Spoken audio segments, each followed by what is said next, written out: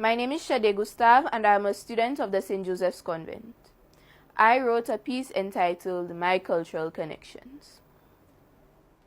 It was 1950 BC on the island of Monty. I am Elijah, the leader of my tribe. My people were frantic with worry as I had called an emergency meeting, something I don't usually do. At the dawn of dusk, both the very young and the very old members of my tribe gathered at the village center to hear what had to be said. As I approached our meeting area, I heard various rumors hopping from person to person, like a wildfire through the bushes, as to what the meeting would be about. I heard there is going to be an execution, one villager surmised. I think we are moving, another thought aloud. My people's words made me hesitant to deliver to them the news which I carried. Nonetheless, I went to meet my people at the village center. As I arrived, a hush fell over the crowd. I have had another vision, I began in a mellow tone. The wise one has instructed me to venture into the ficus chamber. I am to leave tomorrow at dawn. The villagers burst into murmurs. Oh my goodness, a villager gasped. Another stood, stunned. Following my announcement, I left my people and went into my hut, leaving them to discuss my utterings. As I had said, so I did. At the first peep of sunlight, I walked to the cave.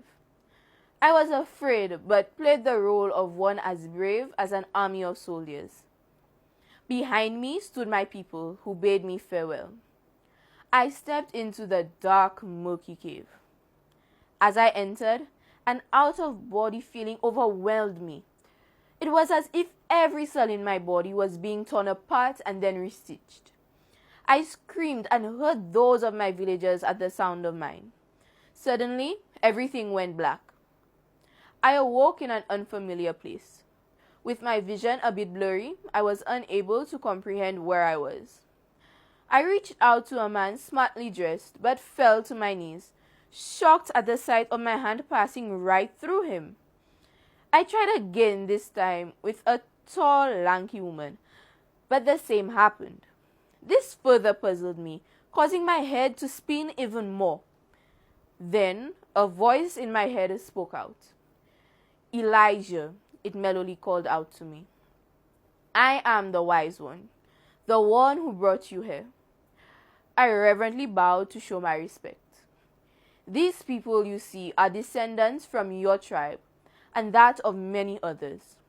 They are connected on a far much deeper level than they could ever realize. When we look past the genetical ties, they are connected by so much more. What is it? I queried with my still aching head.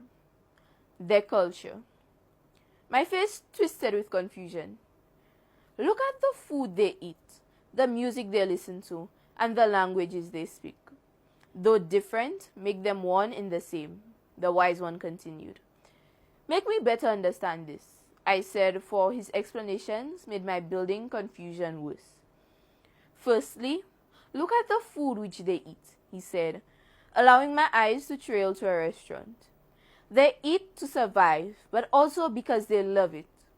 The food may be different in taste and looks, but the people all share the common thread in which they need and love food.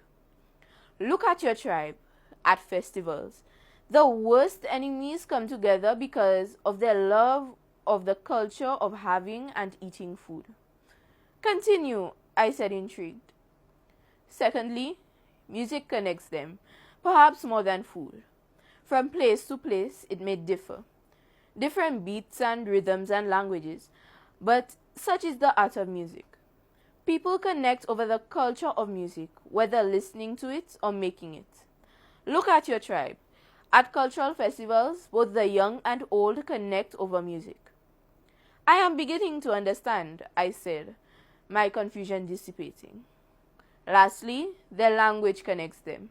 Not everyone around the world speaks the same language, but they all use the culture of languages to understand one another.